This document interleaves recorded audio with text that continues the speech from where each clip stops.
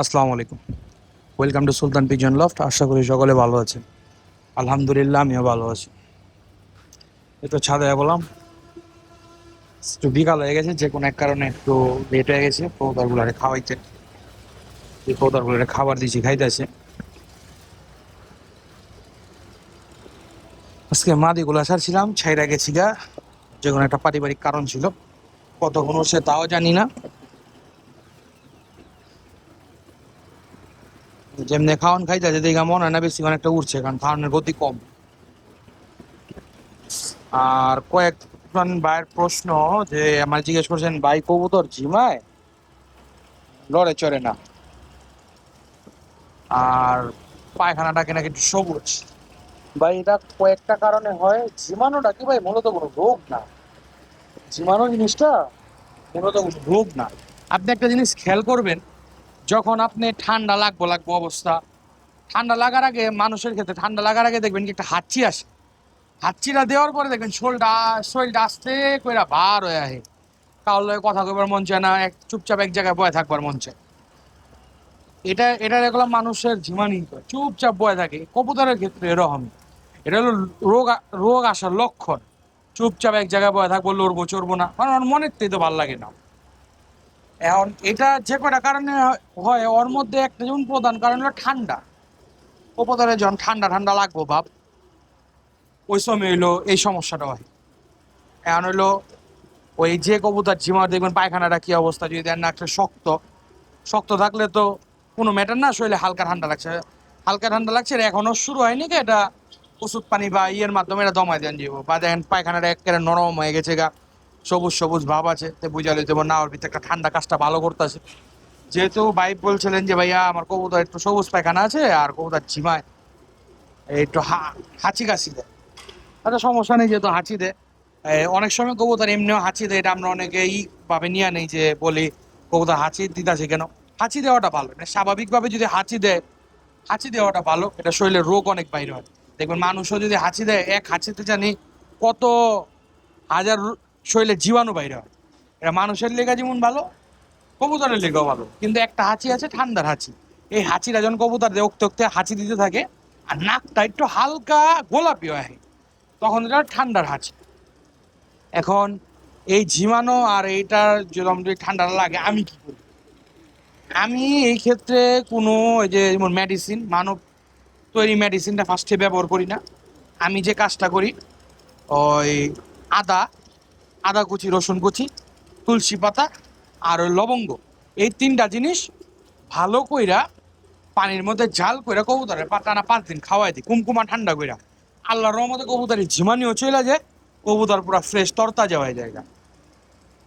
আবার অনেক ক্ষেত্রে এই ঠান্ডাতে কবুতরের চোখে পানি আহে, বা ঠান্ডার অনেক সময় গাড়ায় জায়গা, তখন ওই ডক্সিন 100 নামে একটা ওষুধ আছে। এই ওষুধটা একটা ক্যাপসুল, 1 লিটার পানিতে একটা ক্যাপসুল, একটা ক্যাপসুলের ভিতরে পাউডারটা 1 লিটার পানিতে ভালো করে গুইলাম, খিলা খিলা দেন গেলে টানা 5 দিন আল্লাহর রহমতে কবুতর ঠিক হয়ে যায়। আবার ওই যে চোখে যে পানি হয়, ওই ঘেটিসন নামে একটা ড্রপ আছে, ওই ড্রপটা আমি ব্যবহার করি। দিনে 1 ফোঁটা, দুই চোখ 1 ফোঁটা করে, বিকালে 1 ফোঁটা, টানা 3 দিন দিলে 2 দিনের মধ্যে ঠিক হয়ে যায়। কিন্তু 3 দিন দেওয়াটা উত্তম, আমি 3 দিন দিই। আর ওই যে ঠান্ডা কাশিটা অনেক সময় কবুতরের গাড়ায় যায়, কবুতর গদগদ গদগদ করতে থাকে, কবুতরের সামনে গেলে মনে হয় কি কেউ ইঞ্জিনের মধ্যে পাওয়ার দিতে আছে। ওইটা লেগে আমি একটা কাজ করি, হামদাদের আলিসা নামে একটা আছে, কি কয় ট্যাবলেট আছে, একটা কবুতর আমি ভাইঙ্গা অর্ধেক খিলাই দিই, যখন কবুতর ঠান্ডাটা অতিরিক্ত বাইরে জায়গা। আলহামদুলিল্লাহ খুব ভালো একটা ওষুধ, খুব ভালো ফলাফল পাওয়া যায়। এটা আর কি আমি আমার কবুতরের ক্ষেত্রে করি, আলহামদুলিল্লাহ আমি ভালো ফলাফল পাইছি। এই আপনাগুলো শেয়ার করলাম আর কি, আমি যে কাজটা করি। আর এদিকে তো ওই খাবার দিয়া দিছি, একটু মিক্স খাবারটা দিই। আর কয়েকজন ভাই একটু দেখতে চাইছিলেন যে আমার মিক্স খাবারটা দেখতে কিরকম। এই যে এরকম দেখেন, এই যে আমার মিক্স খাবার,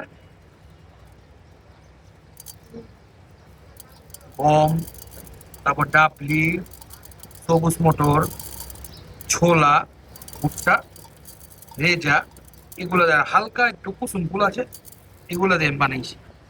আমি আমি বানাইনি, আমার বড় ভাই বানাইছে এগুলো, আমি বানাইনি। আর এই যে আমার ধান, লাল ধান মানে ঘিগজ ধান, হীরা ধান আর মুড়ি ধান দিলাম। আচ্ছা, এখন আমি কবুতরের কোনো বাস খাবার দেইনি গা। আল্লাহর রহমতে কবুতর যা উঠতেছে এই খাবারের উপরে রুটিনটা ফলো করে গেতেছি সেইটাই। আর অনেকেই বলতেছেন ভাই কবুতর আমার হাইট নেয় না আর কবুতর দৌড়ায় না। ভাই আমি একটা কথা আপনাদের ক্লিয়ার করে দিই, কবুতর ঠিক মতো একটু রুটিনটা ফলো করেন আর কবুতরের খাবারটা হজম হয় কিনা একটু একটু দেখেন। আল্লাহর রহমতে দেখবেন কবুতর টানা কয়দিন উড়ান, দেখবেন কবুতর মজা হয়ে পড়বো, হাইটও লইব, উড়বো। একটু হলে রুটিনটা ফলো করেন, ঠিক হয়ে যাবে ইনশাল্লাহ। আর এটার উপরে আমি একটা কবুতর কে উড়েন আর হাইট লনের লেগে কি করতে হইব আমি একটা ভিডিও বানাবো নি আপনাকে লেগে। ভিডিও বানা আমি যে কাজটা করি ভাই, আমি তার আরেকজনেরটা জানি না, নিজের কবুতর পাইলাম, নিজের কবুতরের মাধ্যমে যে অভিজ্ঞতাটা হয়েছে ওইটা আমি আপনাকে শেয়ার করুন। কবুতর গুলো একটু আধার তো ঠিক আছে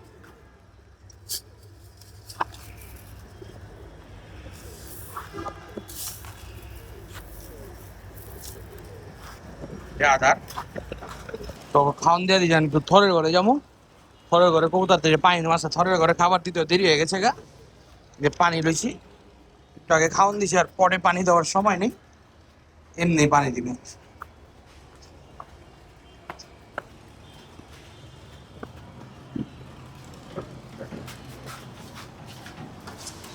এই যে কবুতর গুলো অনেকেই জিজ্ঞেস করছিলেন, বাচ্চা নিচের দুজনের সেল হয়ে গেছে আলহামদুলিল্লাহ। আর এই সেল পোস্টের যদি একটা ভিডিও আমি দিব সামনে, হয়তো সেল পোস্টের ভিডিওটা আগে পোস্ট হইব, এই ভিডিওটা পরে পোস্ট হইব। অনেক সময় ভিডিওটা আগে পরে পোস্ট হয়ে যায়। এই যে আমার সিলভার জোড়া আর এই যে বাচ্চা এই একটা, ওই যে পিছে একটা। যদি কারো পছন্দ হয় আমার সাথে ইনবক্সে যোগাযোগ করেন, আর যদি নাম্বার লাগে আমাকে বললেন, আমি ইনবক্সে নাম্বার দিয়ে দেবো, সমস্যা নেই। আর এই যে এটা হলো আমার আর্মিনর আর হলো জাবরা জেনারেশনের বাচ্চা। এই যে একটা বাচ্চা, ওদের ভাই বোন গেছে বছর মাওয়া রোডে 30 কিলো পর্যন্ত ছাড় আছে আলহামদুলিল্লাহ। যদি কারো এই বাচ্চা যদি কারো পছন্দ হয় আমার সাথে ইনবক্সে যোগাযোগ করেন, আমাকে একটা স্ক্রিনশট দিয়ে ইনবক্সে ছবি দিয়ে। এটা পেয়ার নাম্বার 2 ছিল, ওটা পেয়ার নাম্বার 1 ছিল। আর ওই লগ দিয়ে কি জানি বলুন, যদি নাম্বার প্রয়োজন হয় তাও বলেন, আমি নাম্বার দিয়ে দেবো ইনশাল্লাহ। আর এই বাচ্চাটা যেটা ছিল এটা আলহামদুলিল্লাহ বিক্রি হয়ে গেছে, নিচে দুইটা। আর এই বাচ্চাটা, আর এই যে আমার সবুজ গোলা জেনারেশন, সবুজ গোলার কালো গোলার এই যে বাচ্চা। আর এই যে নর, ওই যে পিছেরটা আমাদের, এটা আলহামদুলিল্লাহ এদের ভাই বোন আমার পাল্লা করা কবুতর। আর হলো এই যে আরেক পেয়ার, এই যে বাচ্চা, যেটা হলো আমার পাত্তি নর। আর এটা হলো আমার আর্মি জেনারেশনের মাদি। আলহামদুলিল্লাহ এদের বাচ্চা এদের বড় ভাই বোনও পাল্লা করা আছে। আর নিচের ওগুলো সেল হয়ে গেছে চিলার চাপড়া জেনারেশনের কবুতর। কবুতরগুলো পানি দিয়ে পানি দেওয়ার আসতেছে। আর যাদের প্রয়োজন হবে আমার সাথে যোগাযোগ করেন ইনশাল্লাহ, কথা বাকিটা পরে বলে। আজকে এ পর্যন্তই। কোনো ভুল টুল ক্ষমা সুন্দর দৃষ্টিতে দেখেন। 5 ওয়াক্ত নামাজ পড়েন, আমার চ্যানেলটারে সাবস্ক্রাইব করেন, পেজটারে ফলো দিন, এটি আপনার কাছে চাওয়া। আর আপনারা দোয়া করেন সামনে ইনশাল্লাহ এই নভেম্বরের মাঝখানে অথবা শেষে পাল্লায় নামুন ইনশাল্লাহ, ওগুলো যেন আপনাগুলো ঠিক মতো শেয়ার করতে পারি। আসসালামু আলাইকুম।